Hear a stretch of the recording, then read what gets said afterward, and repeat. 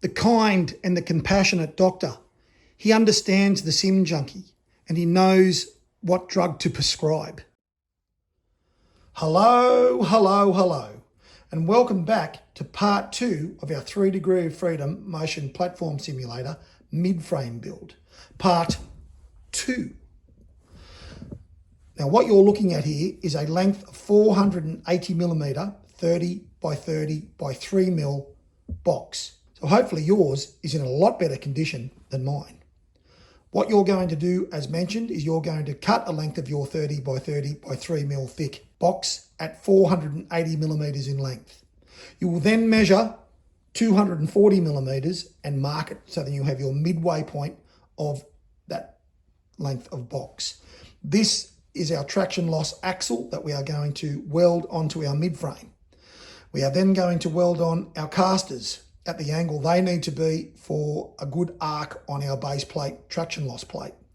We need to get this welded on our mid-frame now, because then we need to set our mid-frame up on our base plate so then we can get our caster frame connection on our base plate in the right location on our mid-frame to weld it. Okay, what we're going to do now, guys, is we're going to weld our 480mm 30 by 30 by 3mm box onto our mid-frame so we can then attach our casters to this. This becomes our traction loss caster axle. So what you'll need to do, we've found the center of our 480mm box. You need to make sure that you clean this up really nicely where it's going to mate with your mid-frame. Okay, now this is appalling, this piece of 30 by 30. This has been sitting outside for a long time, so it's quite rusted. But you won't need to worry about that. Yours will have nice blue primer like your mid-frame. But regardless, you've got to get that primer off, back to bare metal. You'll do exactly the same at the end of your mid-frame. Now this is obviously going at the back of our mid-frame, close to where our uni joint is. Mine's up the other end because my caster axle is already on, but I'm doing this for the purpose of a demonstration so you know what you're doing. Take your midway point of your 480mm that you've marked, which is 240mm. You have measured 50mm in from your 100mm wide mid-frame to find the center point. Bring those 2 points together and give yourself approximately 5mm of material. So don't set this 30mm box right to the edge or you won't get a very strong weld, okay? Bring it in approximately 5mm, okay? So you've got some material on your mid-frame to weld into your box. Put a bevel, okay, run a bevel along your mid-frame, the end of your mid-frame here, rightio. Get a square. Put your square on your mid-frame and bring it to your axle here, okay? So everything is lined up. Center of your 30 by 30 is lined up with the center of your 50 by 100. You've let yourself have about 5mm of material. So you've set the 30 by 30, 5mm back on the mid-frame, and then you've made sure via a square that that is straight. Okay, that it's straight on the mid-frame. Get one of your F-clamps and clamp this. Put an F-clamp on it and clamp it. Then tack in that corner, tack in that corner, tack at the front, tack at the front. 4 tacks actually are going to be more than strong enough to keep that in place. So you can take your F-clamp off and then you're going to run a bead along the front. You're going to run a bead along the back. Your axle is on your mid-frame. Okay, we're going to talk about how we need to set up our casters. We need to offset our casters so then when they are operating on our traction loss plate, they can run in a nice smooth arc without any binding. Now, because our mid-frame pivots at the front, at the back, right, it's doing this. At the back where our casters are for our traction loss motor, they need to be able to run in an arc because that's what's happening. Okay, on our traction loss plate, they will actually run from this corner through their range of motion in an arc to this corner of our traction loss plate. So if we were to put our casters on our traction loss plate, on our axle, just at 90 degrees, what will happen is, as our traction loss motor is commanded to send us right or left, because our midframe's causing the back of the midframe to need to move in an arc, if we only had them square, if you like, or at 90 degrees, this is what's going to happen. They will be forced to drag across our traction loss plate, and they will bind. So that's binding the whole time. So we need to set our casters at a 15 degree offset from 90 degrees. So then when they travel, they don't bind. So what I'm going to take you through now is how you'll work out how to set your caster up and then weld it rigidly, because we need to weld these swivel casters. We need to weld them rigid at 15 degrees.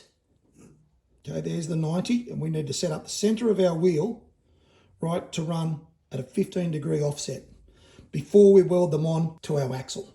Now this caster I'm going to show you how to set this up on is for demonstration purposes. The caster that I'm using and the caster I recommended you guys to use is the 100mm in diameter caster, rated for 150 kilograms.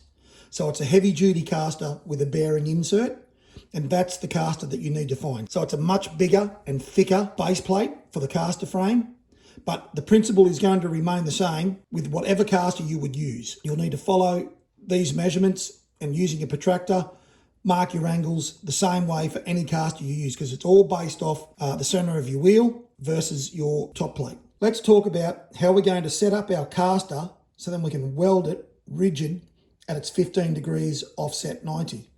Keeping in mind that when our casters are actually welded onto our axle, one needs to be set at 105 degrees, 15 degrees off 90. The other needs to be set at 75 degrees off 90. So then when we put them on our axle, they are going to be set up in the right direction for their range of travel on the traction loss plate. So there's a couple of ways we can do this, and it's all going to depend, obviously, on the caster you use. As mentioned before, please don't use a caster rated for less than 120 kilograms. My casters are rated at 150 kilograms. As a result, it means the caster wheel is 100mm in diameter. You need that. And it also has a bearing insert where the axle goes through. You need that. And you won't get that unless you buy a heavy duty caster that's rated at least 120 kilos. And what I'm about to show you now, the principle is the same with whatever caster you have, with whatever size top plate it is, etc. So what we're looking at here, guys, is the top plate of our caster. Our caster frame and wheel is underneath. This is what will be welded onto our axle. So what we need to do is we need to make some measurements on our caster top plate here, so then we can get our caster plate to caster frame underneath welded rigid at 15 degrees off 90. One of your casters will be welded at 105 degrees off 90. The other will be welded at 75 degrees off 90. That's so then when they go on the left-hand side and the right-hand side of your axle, they're facing the right direction at each end so that they can move in their arc correctly. Now there's a couple of ways we can work this out, and it won't matter what sort of caster you're using. As mentioned before, the principle will be the same. So if you're feeling confident, your pin that holds your caster frame to your top plate, that is the center of your caster. Now if you're feeling confident, you could just mark bang in the center of your pin. As you can see, I've done a pretty good job there. That's going to be accurate enough for me to put a square on, okay, and do some cross sections on my caster top plate. No problems. Now, if you're not feeling confident with that, then you'll just need to measure your caster frame top plate. You'll need to measure it. For example, mine is 65mm across. So my halfway point would be 32mm and a half. 32.5mm would be my halfway point. Now this is a square caster plate, so it's going to be the same all around. Mine would be 32.5 both ways, okay, if I needed to do that.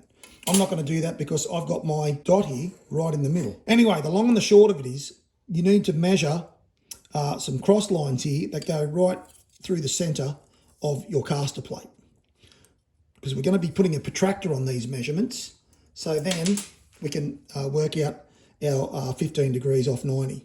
So I'm going to run, I put my square on my caster plate, and I'm running it right across the center of my pin where I've marked it. Okay, and I'm just very carefully going to put a line in here. Okay, you can see that it's nice and central. Turn it around this way. Let's do the same. So like I said, if you can't measure the center of your pin, then you're going to have to find the center of your caster plate and you'll do the same thing.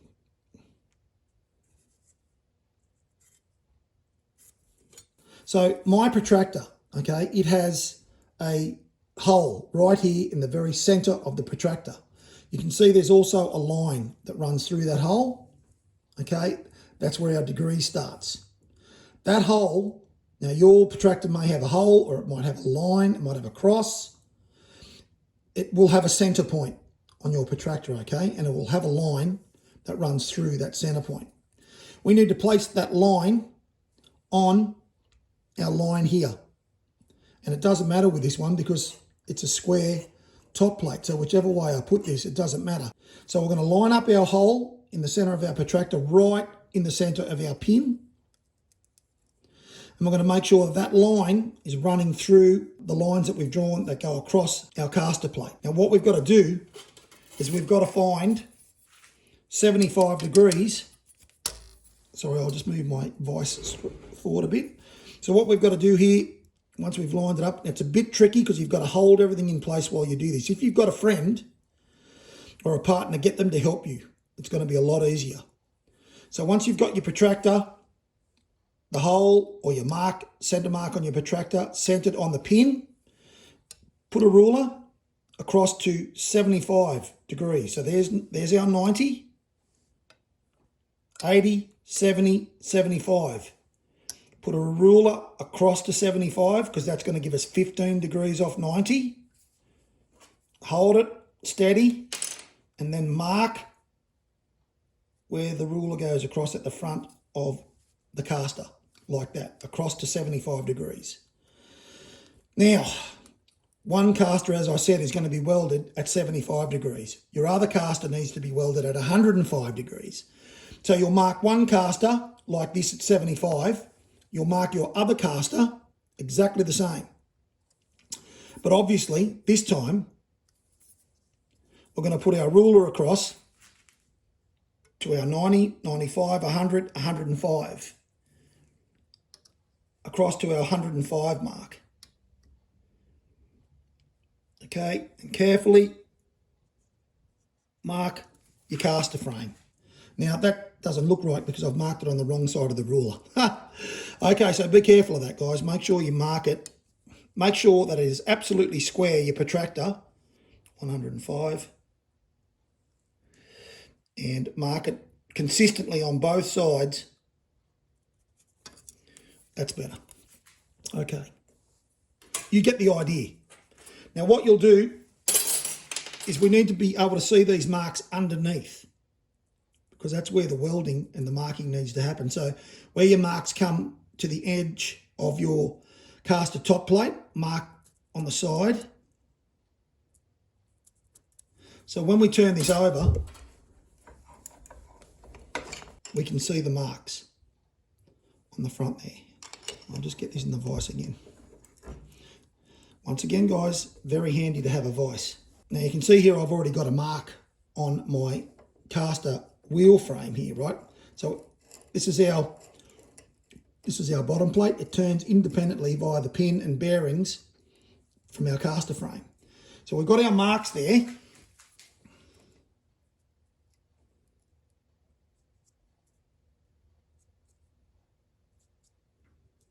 For our 15 degrees. Here's our wheel. Now this particular caster wheel actually has a center bead here. That makes life even easier because I can put my square on the center of that wheel because that's what we're wanting to do, okay? We're wanting to put our square or a ruler right on the center of our wheel, okay? We're going to get it nice and straight and we're going to mark on that caster frame that's rigid right in the center. And then what you're going to do for one of your casters, for your 75 degree caster, you're going to move that mark to that mark and line them up. When they're lined up, your caster is now 15 degrees off 90 at the 75 degree mark. And then you're going to keep it at that mark and you're going to weld this bottom part here. You're going to weld the pivot, top plate to your caster frame at that mark where those two marks line up. That'll give you your 15 degrees offset on one caster. On your other caster, you will turn your caster and you'll mark exactly the same. You'll line that mark up with the center of your caster, and then you'll tack and weld your caster wheel frame to your bottom plate. And you'll do that after you've taken your wheel off, because this is going to get pretty hot and we don't want to damage our bearing or melt our wheel. So remove your wheel before you weld. Just some really 4 hot tacks will be enough. You don't have to do big beads. Grease and stuff's going to go everywhere a little bit, guys, because those bearings are packed with grease. That's going to get really hot and it's going to run like oil. But if you keep your caster in this position for 20 minutes or so after you've done your welding, it'll cool down and that grease will go back to being a congealed substance. It won't be runny. Okay, so just keep that in mind. If you turn your caster back up the other way, the grease that's now melted from your weld is going to run out everywhere and make a mess. So that's how we set up our casters at their 15 degrees offset, so then we don't get any binding on our traction loss plate. Take your time with that, guys, and good luck. So this is what we will be doing with our casters once you've welded them at a 15 degree offset. See how mine's now rigid, can't move. But my caster top plate itself is set square to my axle, and that's what allows this to actually be offset. So obviously we're not welding this on so that it's in line with our axle. No, we don't want that, because we want our wheel offset to our axle 15 degrees at the center. This is how you'll attach your caster. Make sure you've cleaned up your caster top plate and make sure you've cleaned up your axle where you're going to weld. With these casters and with pretty much all casters, you're going to have quite a dipped hollow section in the middle here where the pin is located. You're going to have a larger caster because you're going to get at least 120 kilogram rated casters. They will have a big top plate. You're going to have plenty of room on your top plate to get some good welds in on your axle. Mine, for example, comes to where the dip starts, and it'd be close to 40, 50 millimeters of bead, both sides, on both sides. Now, when you're setting your top plate up, it needs to be square with your axle. Find the center of your axle. Now, we know it's going to be 15 millimeters because our axles are 30 millimeters, okay? Find the center of your top plate. Mark it in the center, at the front, at the back, and then line up those center marks on your caster plate with the center of your axle, and then your caster plate and your caster will be centered on your axle, okay? And then, like I've shown, just weld to the back part of your caster, front and back, both sides. You can see my caster protrudes to the front here. It's probably 15 millimeters, it sits forward. You don't have to do that if you don't want to. You can put your caster's top plate leading edge here, you could put it flush to there and it wouldn't matter, okay? I just did that to get a little bit more weld from the front of my caster onto my box here. It's over engineering, or 101 with the doctor. So do that if you want. And look, I haven't measured it, but I can tell you that's roughly 15 millimeters in. I've allowed that caster to be out 15 millimeters. You really don't need that. And if you actually put that in 15 millimeters, that's going to give you 15 millimeters more travel on your traction loss plate. So for both sides, suddenly you've got 30 millimeters more travel. Doctor, you're an idiot. So weld them flush, okay? So that's it. That's what you'll do to put your casters on your axle. For the observant among you in that last shot, talking about our casters being connected to our axle, you would have seen this. And you probably would have been thinking, what the hell is that all about? Well, the doctor, unlike you guys, he had to design this 3 degree of freedom motion platform. And in that design, it went through a few phases to finish at its finishing length. My mid-frame is made up of 3 different cuts of 100 by 50 because that's what I had lying around my workshop. I didn't have one piece at 2 meters in length like I recommended you guys to buy. By the end of my designing and testing, my mid frame, for it to work flawlessly, ended up at 1840 millimeters in length. Now for me to get that with the materials I had, I needed to actually put my 30 by 30 axle on the very end of my mid frame. I couldn't have it underneath like you guys have attached yours. So that's what that's about, guys. You don't need to panic about it. Yours is even better because it's actually on the mid frame, under the mid frame where the weight's on it. So it's going to be even stronger than mine. But don't you worry. The doctor knows what he's doing with a welder. So this next part of the build, guys, is the marrying of our base plate with our mid frame, connected by our caster frame on our base plate. So spoiler alert, I'm actually going to give you the measurement that you need to place that caster frame on your mid frame. Now this is only going to work if you have followed all of my directions up to this point, particularly with the length of your mid frame. You must have cut your mid frame at 1840 millimeters exactly. The doctor has now set up his mid frame on his bottom plate. Now, if you have followed the doctor's build here by the numbers, okay, you will be able to set this up, the measurement I'm about to give you, and use your sim all day long without ever interfering with your traction loss bracket if you have followed my directions. Okay, guys, as just mentioned, you can only place your caster at this measurement from the front of your mid frame on the underside of your mid frame, okay? If you have followed my directions previously and your mid frame is cut at 1840 millimeters. So if you've measured and cut your mid frame at exactly 1840 millimeters, you are safe to place your caster pivot frame that attaches to our base plate. You are safe to attach that 180 millimeters from the front of your mid frame. The usual due diligence, people, everything is centered. Okay, make sure you set it up and it's all centered, right?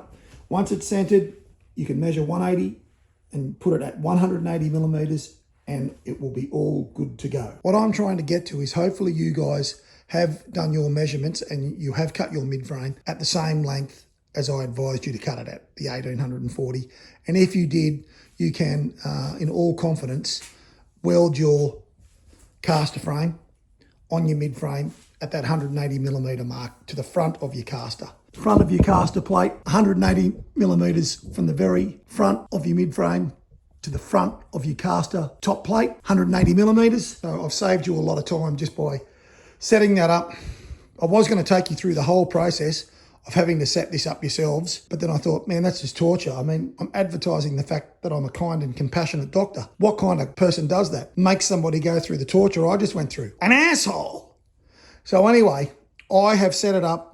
I've got the clearances. That's the measurement you need to get the same clearances. If you have not cut your mid frame at 1840, if it's shorter, depends on how short it is. It just means that your wheels here are going to run off your plate earlier. Okay, you're not going to have as much traction loss. If you've cut it longer for some reason, then you are going to have problems with your traction loss casters here contacting your bracketing. But if you've cut it at 1840, you can place that caster frame at 180 millimeters back from the front to the front of your caster top plate and you will be sweet.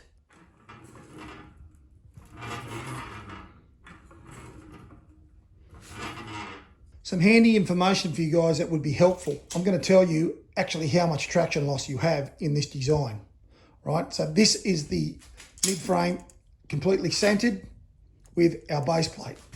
So our traction loss plate, from the center of our traction loss plate, it's got 270 millimeters of travel. Trust me, it is enough to really feel like the car is losing traction. You could modify that if you wanted to. I have kept it at this size for me because that's the size that it needs to be for me to fit this in the room that my motion platform is going to live in. If you want more traction loss than that, then what you'll have to do is you'll just have to make your traction loss plate longer, and you'll have to make it wider, okay? Because you can see the arc already ends here at the very leading edge of our traction loss plate on this design with these dimensions.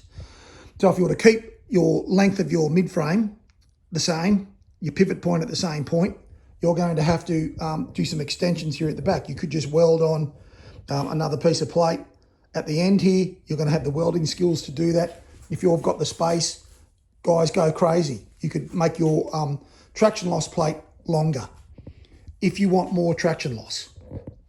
So I thought I'd better throw that in there because that way people won't be disappointed if it's not as much traction loss as what they thought they were going to get. Hey, sim junkies, that concludes part 2 of our mid-frame build.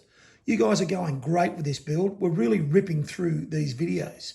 It won't be long and you guys are going to be tearing it up down Nordschleifer like people possessed. Very big thank you to everybody who subscribed. Really appreciate you guys. Stay safe, stay healthy. See you then.